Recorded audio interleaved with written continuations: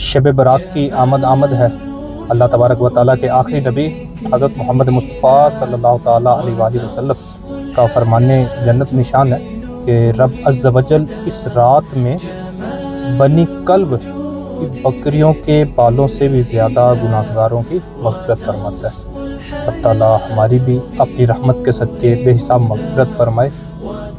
یقینی طور پہ رب عز و جل اس رات اپنی شان کے مطابق آسمان دنیا پر جلوہ گر ہوتا ہے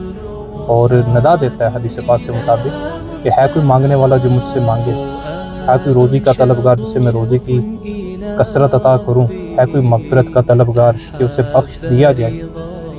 تو یہ مبارک رات رب تبارک و تعالیٰ کی بھرپور عطاؤں سے بھری ہوئی رات ہے اور اس میں صرف اپنے ذات تک محدود نہ رہی۔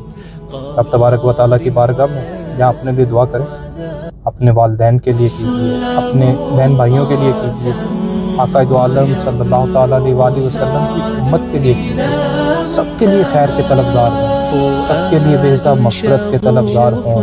آقا صلی اللہ تعالیٰ علیہ وآلہ وسلم کی ایک ایک امتی کی بھلائی اور خیر کے متمنی بن جائیں۔ رب عز و جل اپنے پیارے محبوب صلی اللہ تعالیٰ علیہ وآلہ وسلم کے صدقے میں اس کی تمام برکتیں انشاءاللہ آپ کی ذات پر بھی ضرور نشاور فرمائے